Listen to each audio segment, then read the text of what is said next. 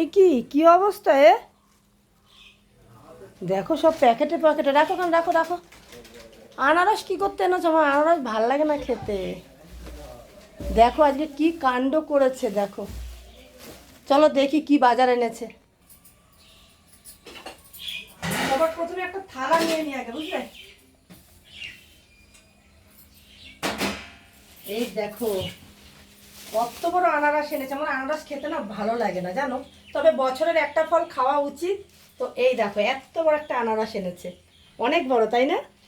আচ্ছা এটা থাক এখানে। আর কি এনেছে চলো দেখি। এই যে এটা এনেছে কাঁচা লঙ্কা, বুলেট লঙ্কা। দেখো একেবারে তাজা লঙ্কাগুলো, ঢাললাম না। এখানে কি সবজি এনেছে? কাঁচকলা। কাঁচকলা ফ্রিজে অনেক আছে।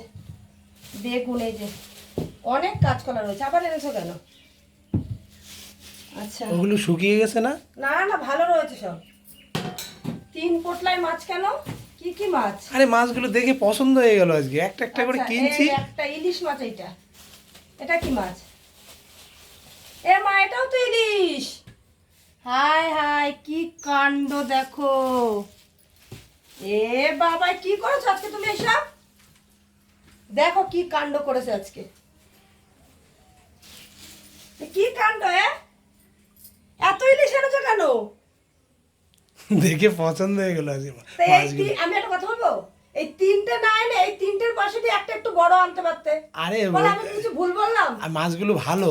ভালো বুঝলাম, আমি বলতে চাচ্ছি এইখানে তো 3টে ইলিশ এনেছো। হুম। এই 3টের পয়সার ওজনে যা হতো একটা বড় আনতে। তো এই ওই বড় মাছের আর এই মাছটাও ভালো, খেয়ে দেখবে। ওই মাছটা খুব তাজা মাছ। আচ্ছা এখানে 3টে ইলিশ মাছ এনেছে, কোনটা কিভাবে রান্না করবো তাড়াতাড়ি কমেন্ট করে জানাও, সেইভাবে কিন্তু রান্না করবো।